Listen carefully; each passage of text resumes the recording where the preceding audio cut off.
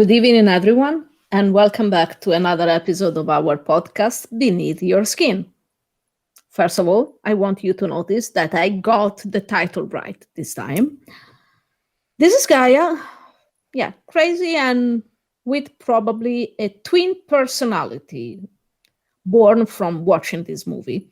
But we are going to go deep into that in a moment. Hello, my dear. How are you doing? I'm doing good. I think I came to the same conclusion as you. I described the movie as like sweet and salty popcorn. I'm so salty about so much. But then there was a bit of sweet. And this film has confused me. It's confused my identity. I don't know how I should feel about this movie. But we'll analyze why we've got such bizarre feelings towards it. Today, we are talking about the movie called The Seed of Chucky. First of all, the title. Yes, it gave me the creeps. Since the day Zoe decided we were going to watch the whole saga, I feared this moment.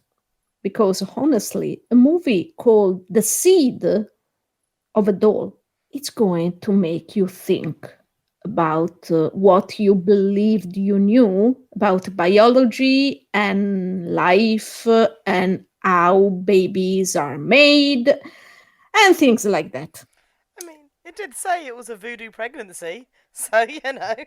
Yes, but they were still two dolls. The beginning, the beginning reminded me of Luke who is talking. We see the sperm starting its journey. And then you remember they are two dolls. What's that exactly? Pure plastic. And then we realize is a 2000s movie because too much CGI. And the moment we see the baby being formed, and you are like, what is that abomination? And then you realize, oh, yeah, we already saw what this abomination is. His teeth, they remind me of Gollum's teeth. Yeah. And I was like, no, why? No. So, the beginning of the movie, the only thing that I could think about while I was trying to watch the movie was that, oh, great, this new doll comes with improvement. Now he can piss his pants. That's exactly what we needed, or at least that's what the director thought we needed. We didn't really need it, but hey, let's go on. Like this movie, like the previous movie, this movie has a lot of homage to other movies, classic movies, cult movies, movies that made history of cinematography and things like that. And I enjoyed that. This time, the homage belonged to different genres. In the previous movie, we only had a homage about horror genres. Now we have everything from Psycho to Matrix, passing through Nightmare in Elm Street and The Thing and Blob. Yeah, everything, basically everything. I think at some point they didn't know how to keep the story going, and they hoped other movies would make the movie a little bit more watchable and enjoyable. Split personality.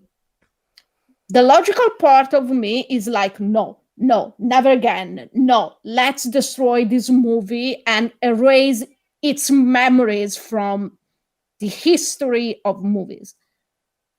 My new twin personality, that's a lot crazier than I am normally. It's like, no, wait, I enjoyed something. And why I'm enjoying this? And hey, I love when Chucky embraces what he is. And he's Chucky, the killer doll. And he rocks it. That's what he is. That's what he wants to do. And thank God for Brad Dourif. Thank Yes. God, really, because he's amazing and his voice is so perfect. And it gives the doll such personality that, in truth, it lacks in the other two dolls because they are not Brad Dourif. And yeah, it gave me split personalities, but yeah, there is something good, there is a lot of bad, and That's so much bad. yes, so much bad, Oh, so much bad. there's something so weird going on in this film because like the film is bad. The film is boring. The film makes no sense. The film has holes.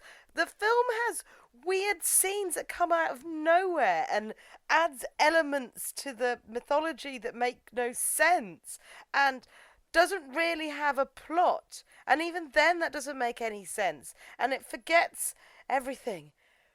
But also, so much thought went into some of the decisions in this movie. Like, even like, okay, so the opening credits had a lot of CGI with the making of Weird Baby Doll. But then after that, it went back to all the practical effects. And the practical effects were glorious. Those like melting skin effects, the dolls again, the puppetry, the animatronics, fantastic. The visceralness of having practical effects of when you chop off a head and you don't use CGI spurty blood, you use actual made like corpses and stuff. But then to set it within Hollywood, the film is so meta. And I can't help it. I love meta. I love how they have this whole social commentary on the glorification of acts of violence and how like urban legends and murders get immortalized through film for people to fetishize and obsess over, much as the fact that the Chucky as a character has been fetishized and obsessed over, much as the fact that Chucky fetishizes and obsesses over violence. It's so many layers of like a commentary on like Chucky, a commentary on the fan base for Chucky, a commentary on horror movies and the Hollywood system, but also like, and then the whole thing was the nature of obsession and recognizing who you are, and just so meta about the whole cinema horror genre, and the fact that it's like it's a Chucky film within a Chucky film, which is brilliant, but it's a Jennifer Tilly movie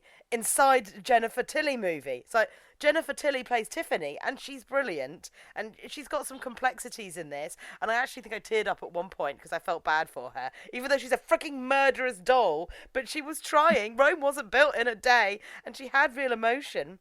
But then there was Jennifer Tilly herself, like playing the voice of Tiffany, but also being like stereotyped and typecast as like, you know, the buxom sex bot, because she is looks like that, but there's more to her, but also wanting to regain her fame at the price of selling herself.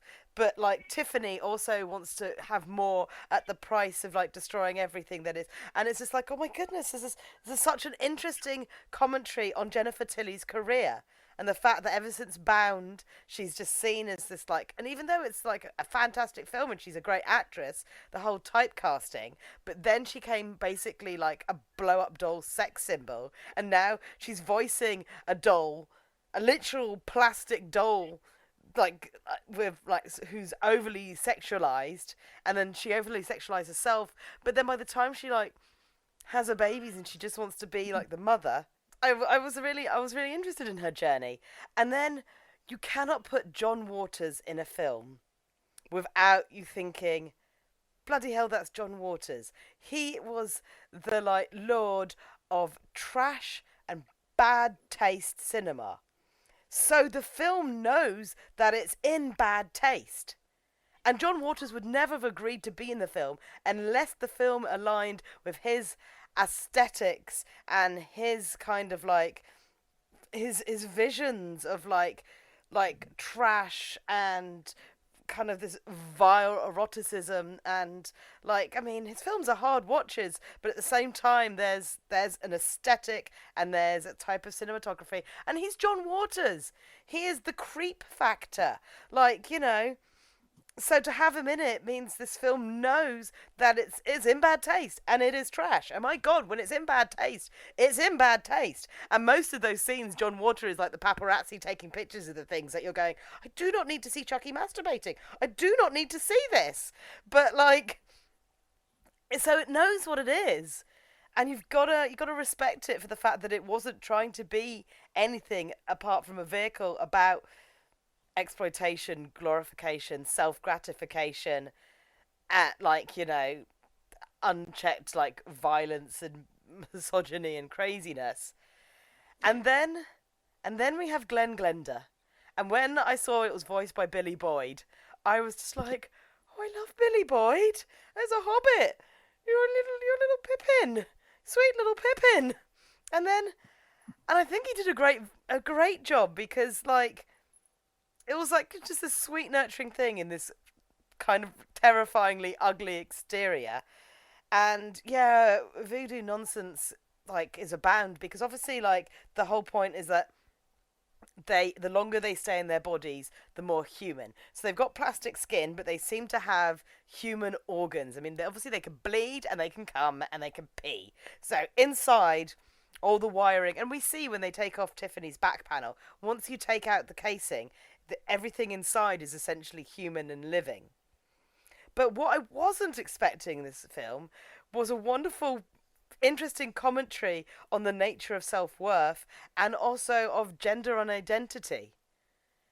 Because, yes, half the times it's kind of played for laughs, but the other times it's not really. The Glenn Glenda thing, the fact that this poor creature doesn't know if it's a boy or a girl and feels both, and is it okay to be both, and the fact these homicidal maniac parents that are just murderous and inhuman are just like, by the end of it, they're just like, you're fine with whoever you are. If you want to be both, if you want to be a bit of each, if you want to switch between them, you just let us know and we'll refer to you with whatever pronouns you want. Like, and it's just like, how is a freaking Seed of Chucky film from the 2000s more progressive than some of the stuff I've seen recently when it comes to representation of gender and exploring, like... We didn't have the huge problem we have now about politically correct.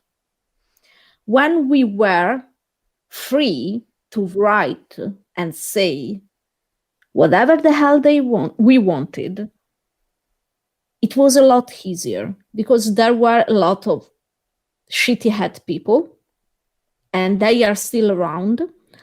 But also, you could find good writers who weren't chained by fear of saying something that could offend this, or that.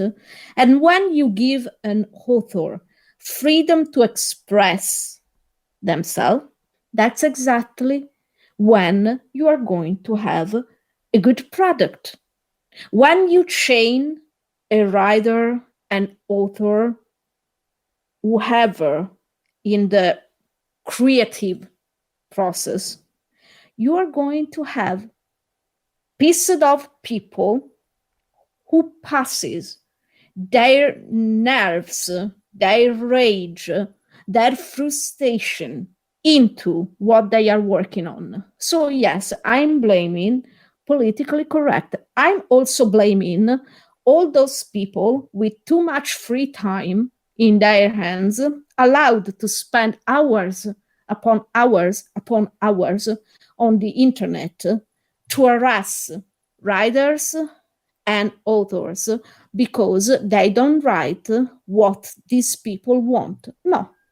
You know what, people? No. We don't, because you don't own us. You don't own our time. You don't own our ideas. Even when we create something you love, that's not yours. It's yours to enjoy, but it doesn't belong to you. So stop harassing authors and writers. And perhaps you will have the good products you were used to. We are humans, no matter what you think. Okay, that was me being frustrated. And that was me being very, very sad about all the limitations that politically correct is throwing upon us. Literally, we live in fear of expressing something that could offend this group, that group. And no, we are not assholes, but we would like so much to be free to write a character as a villain without you harassing us, because that character is a villain but he is also a person of color or a gay character or a native character or a Latino character. People, everyone can be good or bad. It's not because we are gay, white, people of colors, Latinos, that we must be all good. It's not just white men who can play the villain. There are also white women, there are black people, there are people of colors, there are Latinos. I mean, come on, villains are usually the best part in a book or in a show. Leave us the freedom to write a villain we will love. Because really, to create a villain who is a white man with wealth and power, and perhaps who is a Catholic extremist or just a very religious bigot, it's boring. It's boring. We already know those people have all the possibilities of being bad. Leave us explore something else. Yeah. Thank you. And then I think that's why this film touched me, because they were so unapologetic about just doing what they wanted to do. They wanted to make this movie. They had this plot. They wanted to explore doll voodoo gender issues. Chucky has that wonderful speech about, like, I am who I am and you can't put me back in the, like, closet. And I'm like, and I was just like, how? That's like, this queer representation and this queer rights and this be who you are, I don't give a shit about what you think attitude that this film had. It's like the film is awful, but it doesn't care. It's so happy to be trashy and stupid and sexist and also progressive with female characters can be villains and murderers. And like, I mean, half the time Chucky came across as the most normal part of the movie. I mean, he says it himself. He's just like, I can take a lot of nuts. But now, and you're just like, by the time, like, you know, they're doing voodoo curses and Jennifer Tilly is giving birth to human twins that are actually Chucky's kids as well. And you're just like, what am I watching? And the whole Made in Japan subplot, I was like, Chucky was never made in Japan. He wasn't made in Japan in the first place. He was made in New Jersey. I was like, where has that come from? And I was like, I was trying to think, well, maybe when, like, Tiffany, when she was refixing him and was just pulling parts off various dolls, maybe one of the dolls she pulled a part off to make his arm was made in Japan. But I don't know how, like, doll voodoo sex sperm can give you a made in Japan arm. And even if, like, why did Glenn Glenda speak Japanese? Why did they know martial arts? And it did annoy me a little bit, because he kept saying, like, Okasan. And it's like, no, it's Okasan. Okasan. Not Okasan. Okasan is how you pronounce it. That got on my beef. Okasan, which is a slightly more respectable term for mother, but not as respected as Hahawe. So it's not like honoured mother. It's just kind of like, Okasan is like, I respect mum. But it's not Okasan, because that sounds like something else. It's Okasan. But still, why did they speak Japanese? Why did they know martial arts? What was going on? And the thing is, the voodoo resurrected them in new bodies. So Chucky had a new body that was built for the new movie that they were making about him. And that body had the Made in Chucky thing. But that's not the body he was in when he had sex with Tiffany to make their child. So my only thing to think of is that when Tiffany was making Chucky the first time round, one of the doll bits was an arm that was made in Japan. And then when they made the movie, they wanted to be like as correct as possible, so they made sure they had it on that doll as well. But it was just like, this is so random, so random. But at the same time, I love how like weirdly queer positive this movie was, and how meta and how unashamed. But it's still And trash. oh yes, and I also love the mixed signals it gave you, because honestly, when Glenn is talking, but violence is bad, right? I learn it from the TV, when usually everything you learn from TV is the opposite. Because, I mean, already in the 90s and in the 2000s, people already started to blame TV and movies and video games for the rising in violence. So it was okay. This is a little bit strange, but in line with the whole movie. But yeah, and also, but the thing is like the Child's Play movies had been blamed for child violence. So to have it going, violence is bad, isn't it? Like it was so like a fuck you to the people who blamed us for being bad. Yes, we are. I mean, you could just tell that they just wanted to make something mental for just pure shits and giggles. I do. Chucky has some great one-lines in this. I do love the like, no, violins are bad. Violins, that screeching noise is going to ruin us all. And I'm just like, oh my goodness. One of the funniest scene in this movie is when Chucky basically passes out, when he realizes that yes, he had sex with Tiffany, and he's like, "You didn't. I did. We did. I we." And he passes out, and that's so fun. That's so fun because you can see a man reaction to the news that somehow having sex with a plastic doll is not so safe as they thought.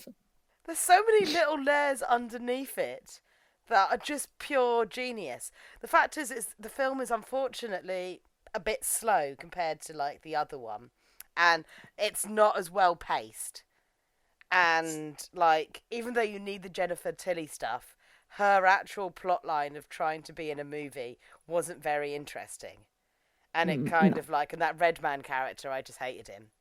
I was just a bit Yeah. like, you're just a dick, go away. Come on. Whoever is going to give him the direction of an epic Bible movie? Yeah. Come on. I mean, that in itself was funny. I just like that. Yeah, that was very funny because Jennifer Tilly is everything but the Virgin Mary. Yeah. Because really, you can think Mary Magdalene. She would have been a splendid Mary Magdalene. Yeah. The subplot was not as good, but it made sense within the context of like, again, so meta because it was reflecting her real life, and they kept casting her as like sexed up characters when she's like, I can act. Yeah, and she can. She really can. Yeah. I have my doubt about him being able to direct any kind of movie, but that's just me being mean. Yeah, no, Red Man definitely shouldn't have been given a movie. Like, no. Just no. But no. Like she says, yes, she is also a rapper. She's a rapper director. Not sure what that is, but pretty sure it's not going to work. No. Yeah. Oh, God, this film is batshit. And I get why the critics give it a really low score on Rotten Tomatoes, but at the same time, it's got something special. It has to be watched to be believed. And even then, you'll be sitting there going, what did I just watch? What was going on? But the meta and the social commentary elements to it are actually really clever. And John Yeah. Waters, it's like I love John Waters, so I was like, oh my god, this is amazing. I mean, John Walker is the character who basically has given the task of making three homages to movies. The Yeah. first is Nightmare. The second one is The Thing, when he basically melts. And then there is Blob. And he was able to quote the three movies in a scene that lasted not more than 15 seconds. Yeah. That was amazing. That was literally amazing. Oh yeah, that yeah, and the practical effects on his like melty face were just they were beautiful, absolutely Totally. beautiful. I'm not sure acid actually works that fast and No, that big. no. But then again, I'm not entirely sure. Like just because your arm says "made in Japan," you can speak Japanese.